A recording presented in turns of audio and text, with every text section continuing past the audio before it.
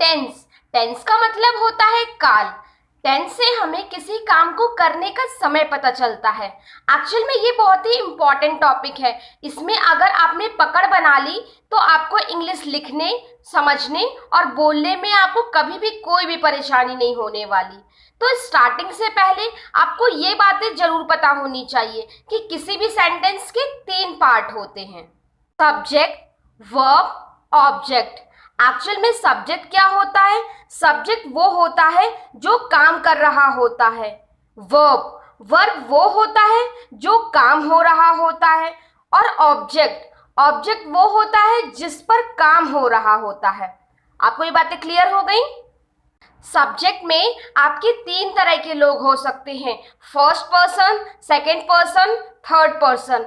Actual में first person में आई और वी आते हैं जो कि किसी बात को कहने वाले होते हैं। सेकेंड पर्सन में यू होता है जो कि आपकी बात को सुनने वाला होता है। थर्ड पर्सन में ही, शी, इट, दे, ये सब चीजें होती हैं, यानी कि जिसके बारे में हमें बात करनी होती है वो आपका थर्ड पर्सन के अंदर आता है। और सब्जेक्ट के हिसाब से ही हम वर्ब भी लगाते हैं। वर्ब की फर्स्ट फॉर्म, वर्ब की सेकेंड फॉर्म, वर्ब की थर्ड फॉर्म, वर्ब में एस ई एस और बहुत सी चीजें। तो चलिए आगे बढ़ते हैं। मेनली टेंस 3 तरह के होते हैं: प्रेजेंट, पास्ट, फ्यूचर। प्रेजेंट जो वर्तमान में चल रहा है, पास्ट भूतकाल जो कि हो चुका है, फ्यूचर भविष्यकाल जो कि होगा। अब प्रेजेंट टेंस के 4 सब पार्ट होते हैं, पास्ट टेंस के भी 4 सब पार्ट होते हैं, फ्यूचर के भी 4 सब पार्ट होते हैं। एक्चुअल में हमें एक का समझना है, बाकी अपने आप ही समझ में आ जाएंगे। तो प्रेजेंट के 4 सब पार्ट जो होते हैं उनमें से पहला है present indefinite, present continuous, present perfect continuous. चलिए आज फिर हम प्रेजेंट इंडेफिनिट टेंस को उठाते हैं और उसे समझने की कोशिश करते हैं कि एक्चुअल में प्रेजेंट इंडेफिनिट टेंस की पहचान क्या होती है। तो प्रेजेंट इंडेफिनिट टेंस की सबसे अच्छी पहचान ये होती है कि इस तरह के वाक्यों में आखिरी में ता है, ती है, ते है आता है। जैसे मैं पढ़ता हूँ, तुम जाते हो। तो देखिए आप यहाँ देख पा रहे होंगे कि आखिरी में यहाँ पे ता हूँ, ते हो, इस तरह से आता है। एक्चुअल में प्रेजेंट इंडेफिनिट टेंस के सेंटेंसेस को बनाने का एक रूल होता है। इसमें हमें कुछ नहीं करना होता।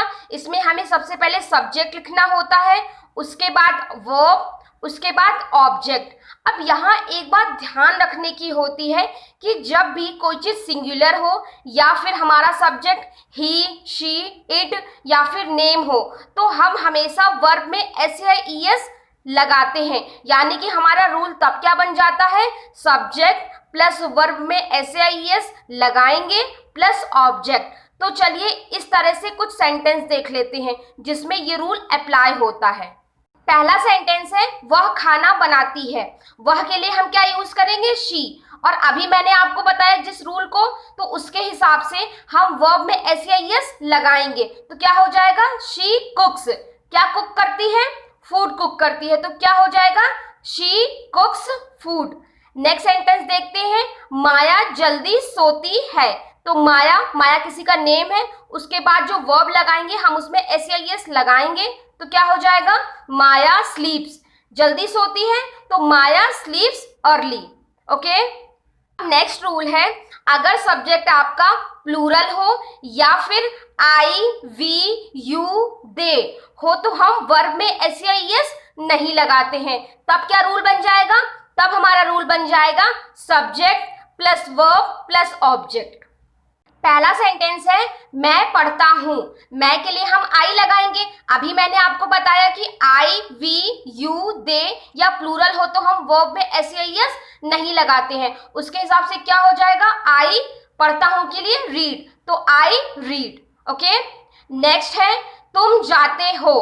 तुम के लिए यू, और रूल के हिसाब से एस या ई एस तो लगाना नहीं वर्ब में, तो क्या हो जाएगा जाने के लिए, गो। तो क्या हो जाएगा, यू गो। नेक्स्ट है हम खाना खाते हैं।